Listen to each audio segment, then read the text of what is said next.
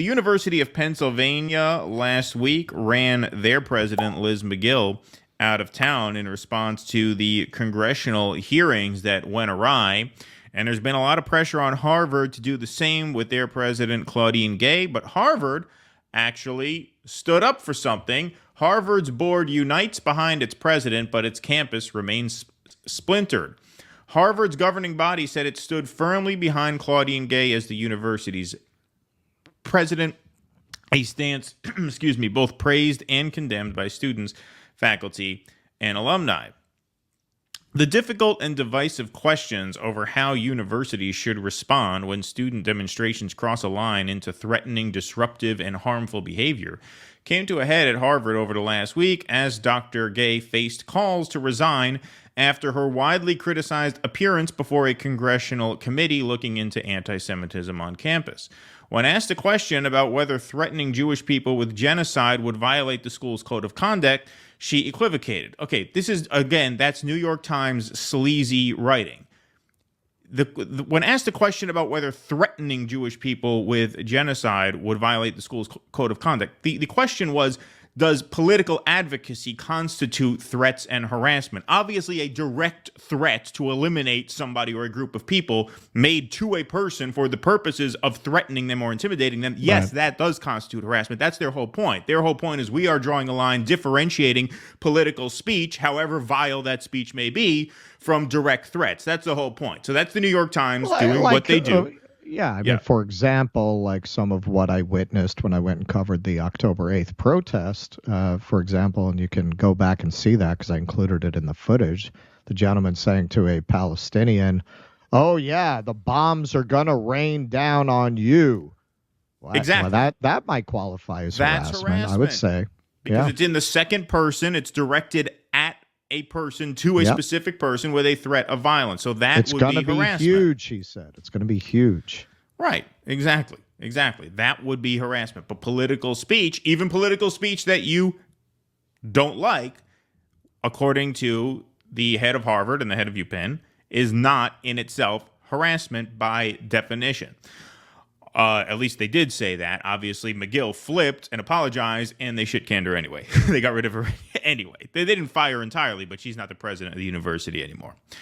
On Tuesday, Harvard's governing body said it stood firmly behind Dr. Gay, offering her a unanimous show of support after several days of silence and intense public pressure.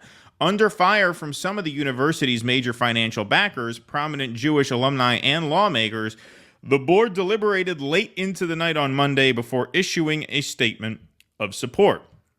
Quote, "As members of the Harvard Corporation, we today reaffirm our support for President Gay's continued leadership of Harvard University," said the statement signed by the board members, aside from Dr. Gay. "Our extensive deliberations affirm our confidence that President Gay is the right leader to help our community heal and to address the very serious societal issues we are facing." The statement backing Dr. Gay also served to underscore that the university would have zero tolerance for student protests that disrupt class. Raucous demonstrations, including those targeting conservative speakers over the last few years, have become a growing focus of donors, alumni, and politicians who say that elite colleges have become too inhospitable of ideological diversity. And their answer is to make it less hospitable for ideological diversity. Well, there's that, obviously. But also, I don't remember hearing much backlash about any of the things that were going on the campuses from the donors. Were the donors upset about student protests against any other issue? I don't remember that. I never heard a donor making noise about it. You've had some people in academia have spoken out about it. Some media, mostly from what's considered right-wing media as a rule. But yeah, no, a donor saying I'm going to stop donating if you don't become more tolerant of speech. This is an area I take interest in, and I've never heard such a thing. Yeah, me neither. "We champion open discourse and academic freedom," the Harvard Corporation said in its statement, "and we are united in our strong belief that calls for violence against our students and disruption of the classroom experience will not be tolerated." Lawrence H. Tribe. For those who follow Lawrence Tribe on X, I mean, he is one of the dumbest. I mean, I always say, so every once in a while, I quote tweet Lawrence Tribe and say, this is proof you don't have to be smart to work at Harvard. I mean, Lawrence Tribe is a moron, an absolute idiot. Her and Brianna. Yeah, yeah, an absolute idiot. A Harvard law professor emeritus had criticized Dr. Gay's performance at the congressional hearing as hesitant, formulaic, and bizarrely evasive, yet he joined hundreds of other members of faculty in signing a petition calling for Dr. Gay to keep her job, saying it was dangerous for universities to be bullied into making decisions about whom to hire and fire. That's honestly more nuanced than I thought Lawrence Tribe was actually capable of. So I got to give Lawrence Tribe a little bit of a pat on the back there. Stop clock, right time. Exactly. I do think that building bridges is preferable to exploding them, Mr. Tribe said on Tuesday after the board announced its decision to keep Dr. Gay as president. I hope very much she can move the university forward and wish for her success, said Rabbi David Wolpe, who resigned from Harvard's Advisory Committee on Anti-Semitism after Dr. Gay's congressional testimony, which he called inadequate. Final slide here. Dr. Gay's critics expressed their dissatisfaction with the board's decision. This is a moral failure of Harvard's leadership and higher education leadership at the highest levels, said Representative Elise Stefanik, the New York Republican who led the most aggressive questioning of Dr. Gay during the hearing on Capitol Hill last week. Ido Berger, a professor of astronomy, said the board's statement failed to make a case for why Dr. Gay should stay. It may have been difficult to reach a decision due to external pressures, he said, but to me, that's the sign of leadership. What the fuck do you know about leadership? You're a professor of astronomy. If I need to know about a quasar or a black hole or something, I'll ask you. Why should we care what your opinion on this is? Dr. Berger added that he was unsure reconciliation was possible. I don't know that this closes the case, he said. The various pressures won't go away. No, they certainly won't go away, but this was a big L for the people like Bill Ackman who thought that they could run her out of town. And so I've never had a kind word to say about Harvard in my life. So I guess, new day, new time. It's a new year for me. My 37th trip around the sun. I'll have to begin by giving it up for Harvard a little bit. I'm glad they stood their ground on this. That's how you'll always remember this birthday. Yes, the year I learned to love Harvard.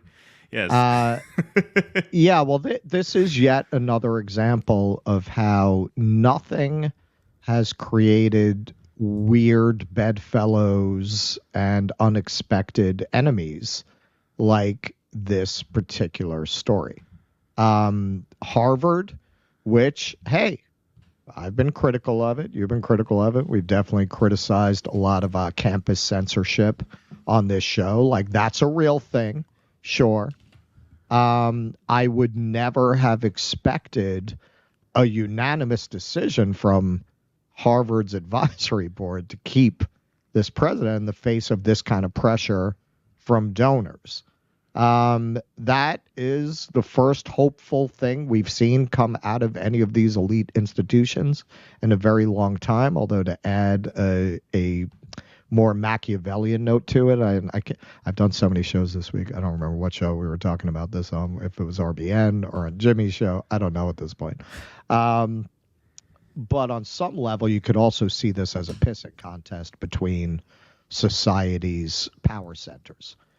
You could read this as academia saying, well, once we give in to this, if we give in to politicians and donors now, we're never going to stop. So we had better draw the line here.